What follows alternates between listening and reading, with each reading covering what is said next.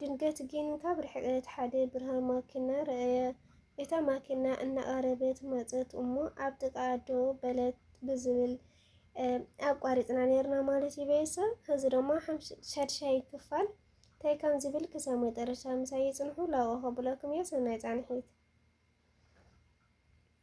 ሻድሻይ ክፋል እታ ኣብ መንገዲ ዝተረኸበት ተስፋ ናሆም ኣብ ማእከል እታ ጸልማት መንገዲ ነታ ዝተባላሽ ሰላም ሰላም ክብረት ፋሚሊ ናይ ኤድ ዩቲዩብ ቻናል ተኸታተልቲ ከመይ እኒኹም? ኣነ ሰላም እየ እግዚአብሔር ይመስገን። ከምቲ ሰላም ዘለኹ ሰላም ክትኮኑለይ ናይ ኩሉ ግዜ ተምኒተይ እዩ። ክብረት ፋሚሊ እምበኣርካስ እንኳዕ ኣብፅሑኩም ንበዓል ኣውስዕና ቅዱስ ኣቦና መድኃኔዓለም ክብሪ በዓል እሞ እግዚአብሔር ኣምላክ ናይ ዓመት ሰባት ይበለና። ቤተሰብ ኣምላኽና ብመንገዲ መርሐና ሓጢኣትና ገዲፉ ከዓ ምሕረት ይላኸልና ኩለኩም ይደሊ ማለት እዩ ቤተሰብ።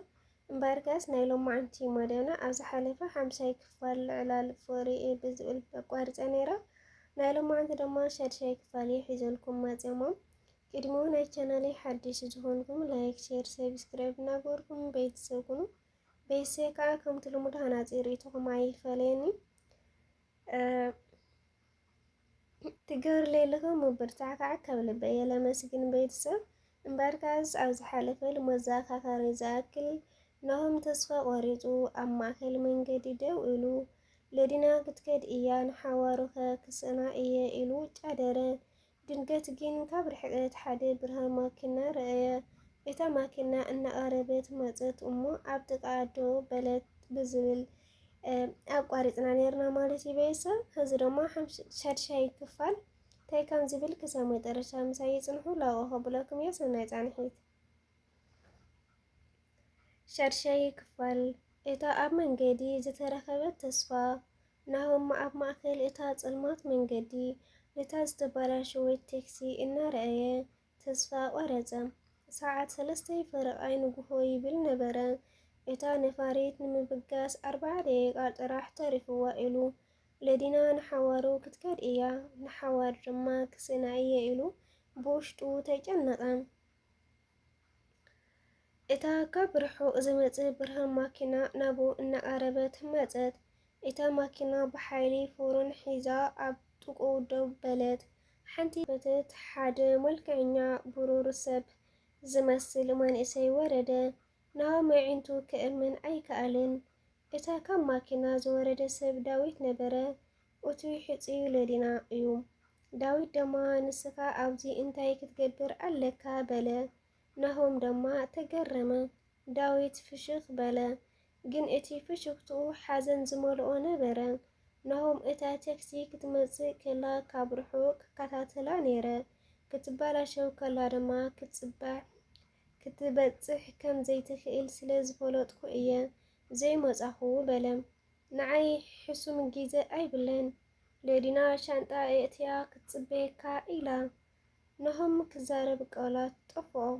እቲ ጸላኢ ክኸውን ዝግባእ ሰብስ ሎሚ ንዕድል ንመድሓኒት መንገዲ መርሒኡ መፅኡ። ናሆም ናብቲ መኪና ተሰቐለ። ዳዊት ድማ ብናህሪ ክዘውር ጀመረ። ዳዊት በላ ናሆም ስለምንታይ እዩ እዚ ኩሉ ንምንታይ ከዓ ንዓይ ክትረክብ ትሕግዘኒ ዘለኻ? ንስኺ እኮ ክተፍቅሪ ኢኺ። ዳዊት ንመንገዲ ጥራይ እናጠመተ መለሰሉ። እወ ናሆም ካብ ነፍሰይ ንላዕሊ እየ ዘፍቅራ፣ ግን ፍቅሪ ማለት ሓንቲ ጓል ብሓይሊ መሓዝ ኣይኮነን። ን5 ዓመት ምሳይ ክትስሕቅን ምሳይ ክትበልዕ ክትሰቲ ከላ ኣብ ውሽጢ ግን ሓንቲ ክፍተት ከም ዘየላ ይፈልጥ ነይረ። እቲ ክፍተትና ንስኻ ኢኻ። ንሳ ምሳኻ ጥራሕ እያ ምልእቲ ክትከውን ትኽእል። ኣነ ድማ ንሳ ሕዝንቲ ክትከውን ክርኢ ኣይደልን። ንዓኻ ሂበያ ክኸይድ ደለኹ። እቲ ዝዓበየ ናይ ፍቅሪ መስዋእቲ ክካፍል ከም ዘለኹ ግን ይርደአኒ እዩ በለ። ናሆም ድማ ንዳዊት ብዓብዪ ኣኽብሮ ጠመቶ።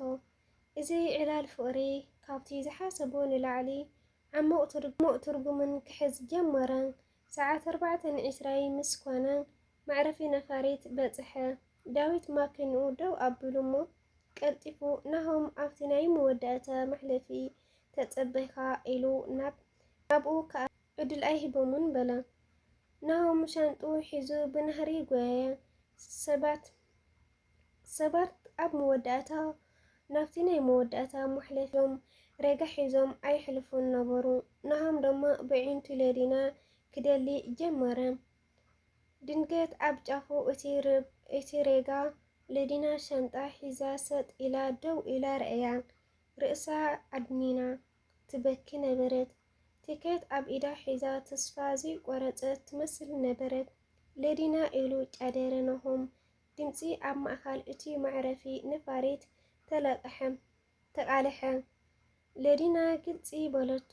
ናሆም ምስ ረኣየቶ እቲ ኣብ ኢዳ ዝነበረ ቲኬት ወደቀ፣ ተበተነ። ክልቲኦም ተጓዮም ተሓላሊፎም ንነዊሕ ደቂቃ ድማ ብዘይዝርዝር ንሓዲኡ ተሓላለፉ። ንባዓቶም ምስቲ ናይ መዕረፊ ነፋሪት ጭውዳቅ ተሓዋወሶም። መጻኹ ክትመጽእ ምዃንካ ተስፋ ቆሪጸ ነይረ በለቶ ለዲና። ንሱ ድማ ዳዊት እየ መጽያ ለዲና ንሱ ኩሉ ነገረይ እዩ በለ። ልክዕ ኣብቲ ሰዓት እቲ ናይ መዕረፊት ነፋሪት ድምፂ ናብ ለዲና ትነብር ነፈሪት ክስካብ 5 ደቂቃ ጥራሕ ተሪፍዋ ኣላ። ዝተረፈም ድማ ተምሃሮ ብቅልጡፍ ኣተው ዝብል ፃውዒት ሰማዐ። ለዲና ናሆም ጠመተቶ። ናሆም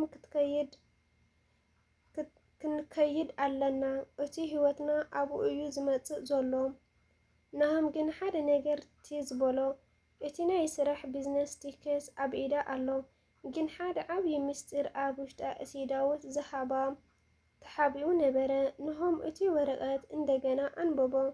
ኣብቲ ወረቐት ድሕሪ እቲ ለዲና ጽቡቕ ጌርኪ ሕዚ ዝብል ጽሑፍ ሓንቲ ተወሳኺ መስመር ነበረት። ናሆም ሓደራኻ እታ ነፋሪት ሓደጋ ከይበጽሕ ጸለየ። ናሆም እዚ ምልክት እዚ ንምንታይ ከም ዝጸሓፎ ክርድኦ ኣይከኣለን። ስለምንታይ ዳዊት ብዛዕባ ሓደጋ ይዛረብ ኣሎ? ወይስ ዳዊት ዝፈልጦ ካልእ ነገር ኣሎ እዩ? እዚ ድማ ኣብ 7ይ ክፋል ሒዘልኩም ክመጽእ እየ ቤተሰብ።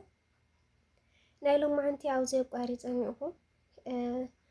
ኣብ ቀጻላይ ድማ 7ይ ክፋል ሒዘልኩም ክመጽእ እየ ቤተሰብ እና እዚ ዕላል ፍቅርና ዛንታ ፍቅሪ ብጣዕሚ ገፊሕ ዝመስል ገና ኣይተወደን። 7ይ ክፋል ካብ ካልኣይ ዞር ሒዛል ኣብ ቀጻላይ ሒዘልኩም ክመጽእ እየ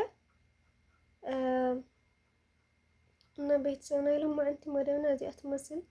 ብካሊእ መዳይ ክሳብ ዝመጽእኩም ድማ ናይ ቻናሌ ሓድሽ ዝኾንኩም ላይክ፣ ሼር፣ ሰብስክራይብ እናገበርኩም ቤተሰብ ኩኑ። ቤተሰብ ከዓ ከምቲ ልሙድ ሃናፂ ርኢቱኩም ኣይፈለየኒ ክብለኩም ይደሊ። ካብ ድምፂ ድዩ ካብ ቃላት ድዩ ቢያንስ ካብ ኩሉ ነገር ዝተጋህቦ ተለይካ ኣብ ኮመንት ኣርሙኒ። ኣብ ቀጻላይ ከመሓይሽ ይኽእል እየ። ናይ ሎማዓንቲ መደብና እዚኣ ትመስል። ብካልኣይ መዳይ ክሳብ ዝመጽእኩም ባይ ኮራት ፋሚሊ